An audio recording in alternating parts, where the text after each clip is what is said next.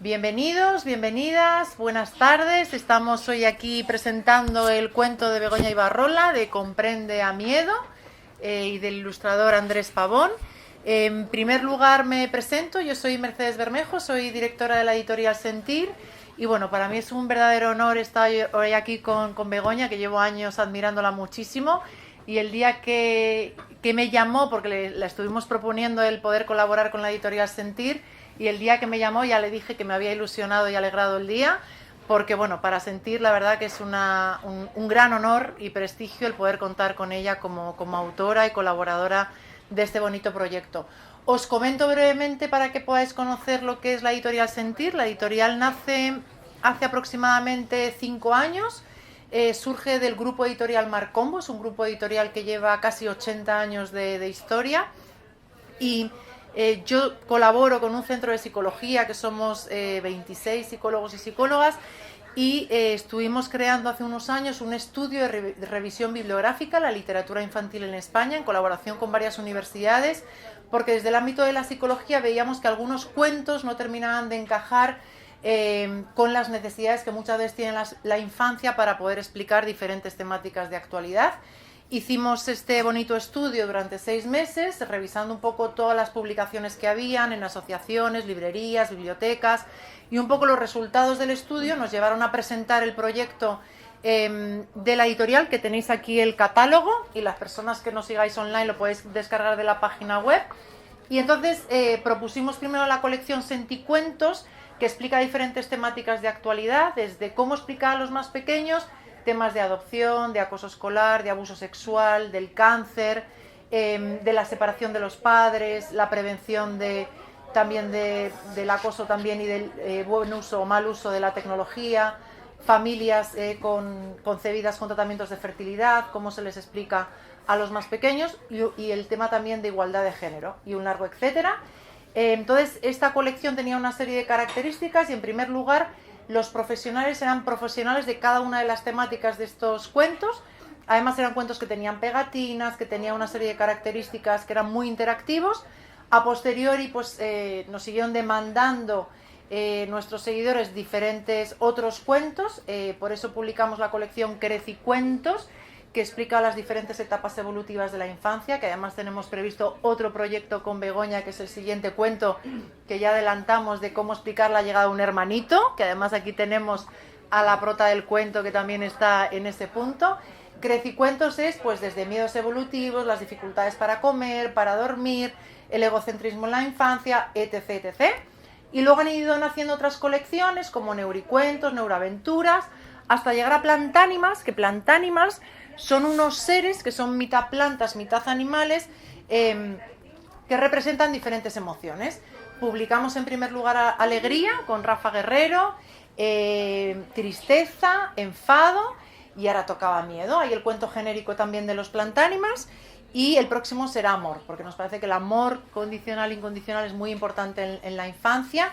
Y hoy venimos a presentar el cuento de Miedo, y aunque sé que Begoña está muy bien acompañada aquí con sus familiares y amigos, para las personas que están y que no conocen, aunque me extrañaría tanto a Begoña, voy a hacer una pequeña introducción de quién es y ya le paso la palabra. ¿Vale? Begoña es licenciada en Psicología por la Universidad Complutense de Madrid, es experta en educación emocional, inteligencias múltiples, musicoterapia y neuroeducación. Terapeuta infantil y juvenil durante 15 años, formadora de profesorado y familias en diferentes organizaciones, y autora de más de 250 cuentos, traducidos algunos incluso hasta 10 idiomas.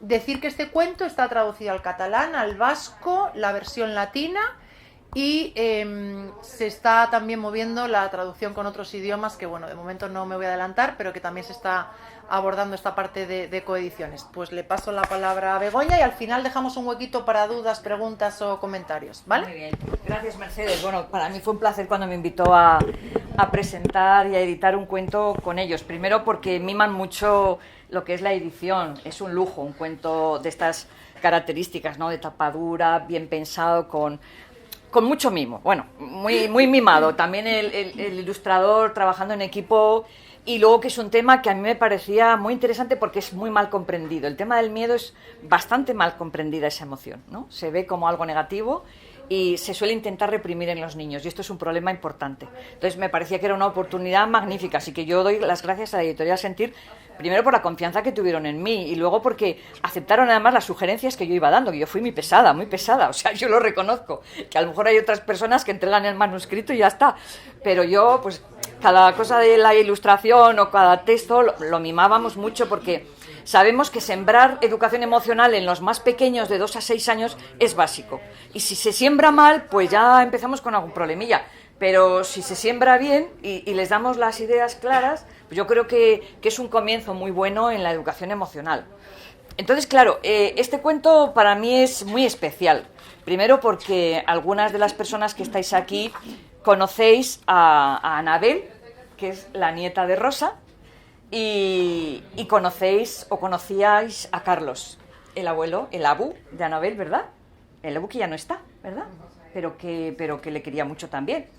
Entonces, cuando me pidieron la dedicatoria, pues yo tenía muy claro que tenía que dedicársela en parte a Carlos, porque murió cuando se estaban acabando de hacer las ilustraciones. Entonces era como una sorpresa para él también, ¿no? Entonces, desde donde esté, nos estará viendo. Bueno, perdonad. Yo decía la siguiente dedicatoria. A los niños y niñas que piensan que no son valientes por sentir miedo, y recordad, la valentía está en vuestro interior. Y a Carlos, el abu de Anabel, gran luchador y amante de la vida, mi héroe. Bueno, ¿el cuento de qué va? Va de una niña que se llama Anabel, mira, que se parece un poquito, ¿no? ¿Que se parece un poquito a ti? Un poquito sí, ¿verdad? Y Anabel tiene un gato que se llama Tafari. Es un gato con ojos verdes, o sea que yo creo que se parece un poco a ti. Sí, bueno, en algunas cosas sí y en otras no, porque ya le he dicho que Anabel no tiene muchos miedos, pero mientras los demás niños coleccionan canicas, pegatinas, tal, pues ella coleccionaba miedos, los metía en frascos porque no los quería ver. Entonces es una manera que yo como terapeuta lo sé que funciona. Si los niños perciben que los adultos no valoran el miedo como algo positivo, los tapan. Yo no tengo miedo a nada, te dicen. Y eso es como meterlos en frascos. Entonces la metáfora que yo empleé, que le comenté y a ver qué le parecía, era, pues, decir, hay unos frascos pequeñitos, otros medianos y otros grandes, y entonces Anabel los va tapando y los va guardando e intenta que no se escape ninguno, que es lo que en psicología llamaríamos represión. Y reprimir los miedos sabemos que no es el camino a la salud precisamente, sino que hay que sacarlos. Y entonces pongo aquí algún miedo, por ejemplo, a un perro del vecino, ¿no?, que a lo mejor le asusta con sus ladridos, o bueno, pues ella va dándose cuenta y un día descubre que uno de los miedos se ha escapado del frasco y se asustan los dos, el miedo y ella, y no se sabe quién grita más. No se sabe, tú gritas, ¿verdad, Anabel? Tú cuando te asustas gritas, claro. ¿Tú gritas mucho? Sí. ¿Cómo gritas? Grítanos. Muy bien, claro. Claro, ella grita y el miedo se asusta también. Y entonces le dice el miedo, oye, que no soy malo, que yo también te puedo ayudar. Que le dice, oye, que no me tienes por qué tener ahí tapado y oculto. Y claro, entonces aquí es donde aparece ya el abu de Anabel, porque Anabel va corriendo a su abu y le dice, abu, que hay un miedo que me habla y me dice que no es malo, que es bueno y que me puede ayudar. Y claro, ella asustada. Y entonces, pues el abu le dice que él también tiene miedos, porque le pregunta, pero abu, ¿tú tienes miedos también? Y dice, sí, sí, unos son positivos, otros no, unos son imaginarios, otros son reales, algunos sirven para algo y otros no sirven para nada, pero tenerlos los tenemos todos, ¿no? Le va explicando. Y entonces le dice, a ver, si quieres te ayudo a poner nombre a los miedos. Y los vamos poniendo por tamaños y sabiendo si son reales, si no son reales, ¿no? Es pues un proceso muy bonito de que un adulto reconozca ante un niño que el miedo es real, que el miedo existe, que también nos protege, que tiene cosas positivas, no todo en el miedo es negativo, pero si lo reprimimos, si lo tapamos, si lo ocultamos, nos hace sentir muy mal, porque además se ha demostrado que niños que, por ejemplo, los adultos no les permiten expresar sus miedos, aunque sean pequeñitos o aunque sean irracionales, no están generando adultos que luego son muy valientes y muy decididos y muy... No. Están haciendo que a lo mejor de mayores sean temerarios para demostrar a todo el mundo que ellos no tienen miedo a nada, o sea, y tengan comportamientos imprudentes para demostrar que no, yo no tengo miedo a nada, o sea, hay que hacer una buena gestión del miedo en la infancia para que luego cada etapa, por supuesto, tiene sus miedos, ¿no? Vamos cambiando de miedos, pero nos acompañan hasta el final. O sea, yo creo que es una de las emociones muy mal comprendida. Y entonces, bueno, lo que hace el abu de Anabel es darle una varita mágica que yo tengo aquí para darte de parte del abu. De parte del abu. Porque con esa varita mágica el Abu le dice que los miedos que son muy grandes se pueden hacer más pequeñitos. Entonces, mira, es del Abu. Yo te la doy, pero te la hubiera dado el Abu. A mí no me vas a hacer pequeña. Tienes que hacer pequeños a los miedos. Cuando tengas un miedo, haces sonar la varita y le dices, vete de aquí o hazte más pequeño. Luego nos entrenamos. Entonces, el cuento es muy sencillo porque va dirigido a niños y niñas de 2 a 5 años, más o menos a 6 años, y les explica, yo creo, cosas, a ver, un poquito profundas, pero de una manera muy sencilla. Primero, que el miedo es una emoción normal, natural, nacemos con ella.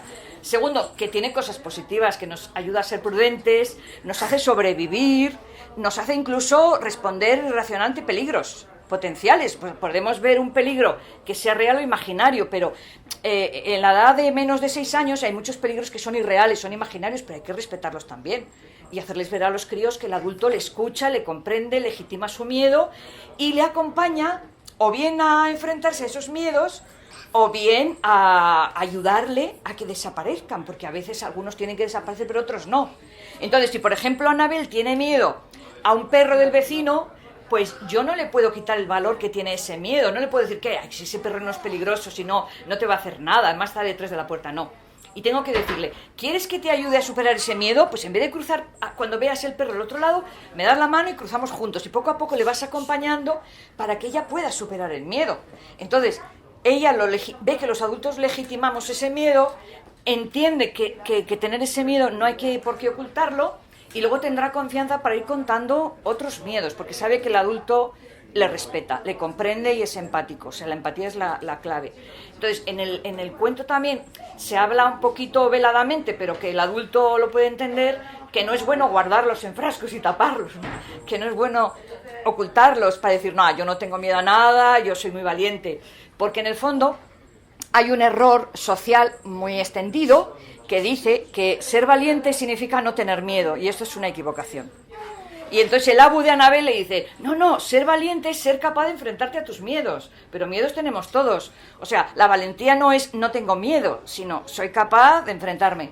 ¿Qué pasa? Que los niños en su proceso de evolución, y lo sabéis casi todas las personas que estáis aquí, tienen sus tiempos para responder a esos miedos y enfrentarse a ellos. A veces simplemente hay que respetarlos y no hacer que se enfrenten a ellos. Y en un momento dado ya podemos pedirles que se vayan enfrentando con nuestra ayuda, ¿no?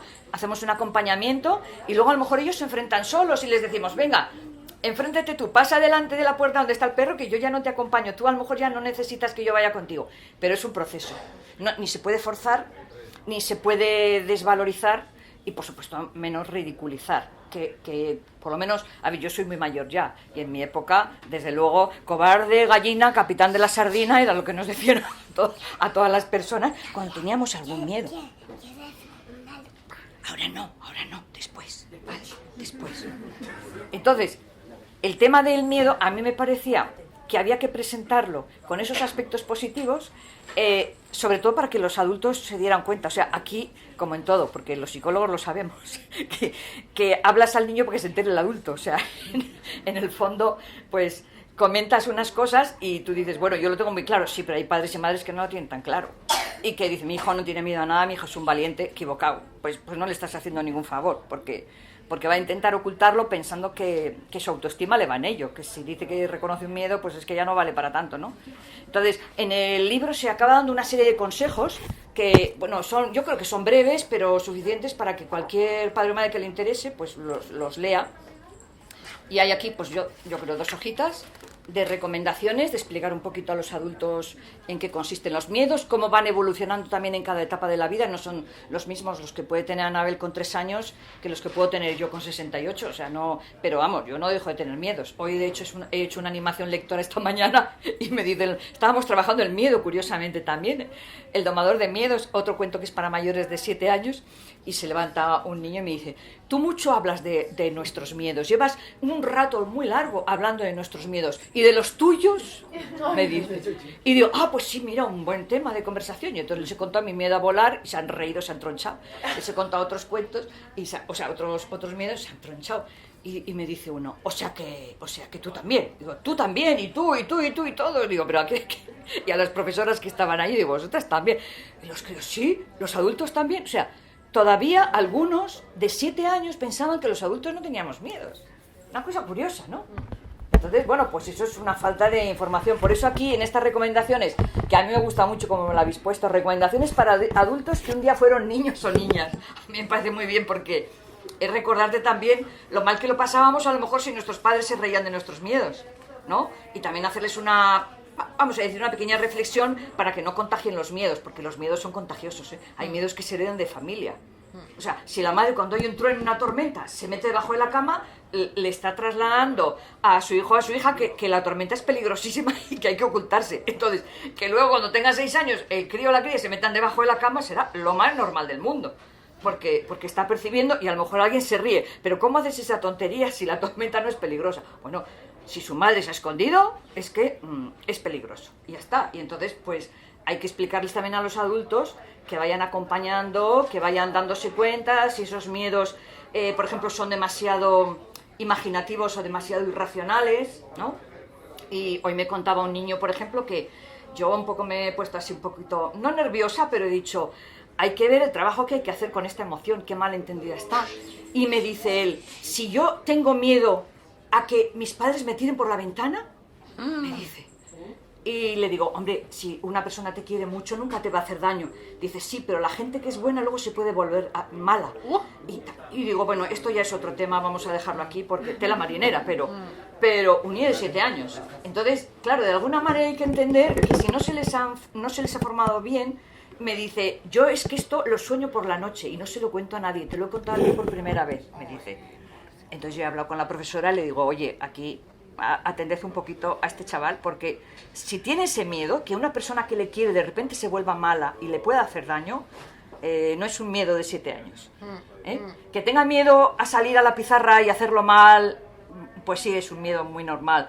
Que tenga miedo a no tener amigos o a que se rían de él, pues es un miedo muy normal. O sea, hay miedos que son muy normales cada etapa. Como ella, pues que tenga miedo a lo mejor a la oscuridad, los niños pequeños, o que tenga miedo a las tormentas o a los animales, tal, pero hay que ser como muy, muy prudente y estar muy encima, porque si no se hace una buena gestión del miedo pueden aparecer fobias, y las fobias ya son patologías que necesitan un tratamiento porque antes no se ha hecho una buena gestión de miedo. Por eso, Comprende a Miedo lo que intenta es dar unas pautas muy sencillas para valorarlo, valorar la parte positiva que tiene y valorar también lo que pueden hacer los adultos para ayudar a esa gestión, que a veces son cosas tan nimias como escuchar, tan sencillas como, cuéntame qué te ha dado miedo esta noche y por qué te has despertado. O sea, la escucha empática hace milagros.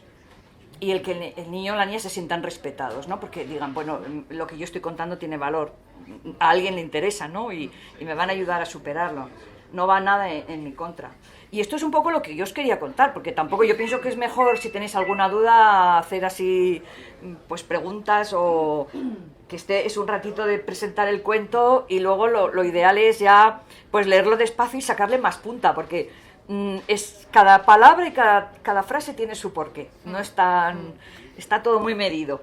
Y un aspecto que es la autoestima, que si no están bien gestionados los miedos, es muy probable que eso se forme una inseguridad que trascienda los años y repercuta en el enfrentarse a la vida de una manera o de otra. Claro. De hecho, una buena gestión emocional favorece el desarrollo de la autoestima. Y cuando tú criticas a un niño o a una niña porque tiene miedo y le llamas débil y le llamas quejica y le llamas miedica y le pones motes y hay que ver qué cosas te dan miedo, hay que ver qué absurdo, pues le estás dañando su autoestima. Y no olvidemos que hasta los 6 años la autoestima depende de la opinión que tengan los adultos de nosotros, no de nosotros mismos. Nosotros no tenemos capacidad para desarrollar nuestra propia autoestima, sino a partir de los 7 años, 6-7 años, cuando ya puedo mirarme yo al espejo, ver lo que se me da bien, lo que me dicen mis amigos, lo que me dicen los profesores, pero hasta los 6 años es lo que los adultos que les quieren dicen de ellos, ellos son, no lo cuestionan. Por eso hay otras emociones, a lo mejor también es muy delicada la tristeza, pero la tristeza y el miedo como que no están muy bien enfocadas. Y a veces yo me he encontrado incluso cuentos y esto es muy peligroso, ¿no? Que, pero ¿cómo estás llorando por esta tontería? Frases así. O, pero no me digas que tú tienes miedo ya con 5 años, pero hay que ver. ¿Qué dices tú? Madre mía, ¿qué daño puede hacer esto? Porque es una frase que nosotros a lo mejor no damos mucha importancia, pero un niño es un mundo. El que le diga a un adulto qué tontería es eso que me acabas de decir. O cuestiones sexistas como eres una nenaza. Bueno, eso ya entramos en otro aspecto, pero por supuesto, o sea, el confundir sobre todo, más que cuestión de género, aquí lo que se confunde mucho a nivel social es que es valiente el que no tiene miedo. Y se relaciona la valentía, que no es una emoción, sino que es un comportamiento, es una conducta de una persona que es capaz de enfrentarse a sus miedos, se relaciona con la emoción del miedo. Y si tienes miedos no eres valiente. Y eres valiente si no tienes miedo. No, es que... Y eso está muy... Yo creo, todavía... No sé qué opinas tú, Mercedes, pero yo lo veo mucho a nivel social y... Todavía, mucha confusión. Queda mucho por hacer. Como tú dices, el tema de la educación emocional es fundamental. Sí. Es fundamental. Que nada, que ojalá estas cosas pueden entregar ahí en Japón este tipo de libros, porque desde pequeño los sentimientos, para que no se expresen los sentimientos, educan así y... Que no se expresan allí. Sí, no. Se reprimen. Sí, yo me acuerdo que Kiyoko tradujo al japonés uno de mis cuentos, la historia de Dracolino, que ilustraste tú, y se lo llevó a Japón a ver qué les parecía, y les pareció un horror. Un horror horroroso. Puede tocar los sentimientos, es horrible. Y en esta época ahora, que está fatal, todo el mundo para adentro, y los mayores igual para adentro, y está aumentando los suicidios. Claro, Así. claro. Y ojalá estos... Pero ya sabes, Kiyoko, que nosotras hemos intentado llevar a Japón los cuentos de las emociones desde hace muchos años y no... Han ido a Corea, han ido a China, que en China cada vez traducen más mis cuentos, pero a Japón no. No ha podido. No. Y una editorial japonesa hizo sus apaños para que se editaran en China. O sea, es curioso, ¿te acuerdas? Que lo hablamos. O sea, en China sí, pero en Japón no. Pero bueno, ya llegará en algún momento, ¿no? Yo creo que... A mi familia, por lo menos. Claro, tus nietos y tus sobrinos ya sabes que están leyendo estos cuentos. Sí, a mí con esto que comentabas... El cuento además tiene un objeto transicional, esto lo tenemos en todos los cuentos de la editorial, que es un objeto que también, pues se eligió también junto con el ilustrador, con Andrés Pavón. En este caso es una araña, y a los peques les gusta mucho ir buscando, luego a Anabel tenemos que hacer ese juego, ir buscando la arañita por cada una de las páginas, porque está escondida en algunas partes, no es fácil encontrarla, entonces hay que ir pasando las páginas y buscando la arañita. Sí. ¡Ay! Y luego otra característica también que tiene la colección, que aquí propuso Begoña unas preguntas reflexivas, que son preguntas que ayudan al niño o la niña a poder expresar emocionalmente diferentes situaciones. Por ejemplo, tus miedos son de diferentes tamaños, ¿cuáles te asustan más? Entonces se va generando una interacción, en este caso, entre Anabel, que es protagonista de la historia, y el lector, ¿vale? Y llega un momento que nosotros adultos no estamos y está Anabel hablando con el pequeño lector. Y luego también aquí al final tiene un juego muy chuli que ayuda... Mira, un juego, Anabel, que un juego. Se puede juntar con otros juegos ahí. de los otros cuentos de Plantánimas, donde hay que poner cara de miedo, donde hay que decir qué cosas nos dan miedo. Entonces vas adelantando, porque también te dan descargándotelo, hay una descarga, un código donde puedes descargarte lo que son las fichitas, el dado y todo.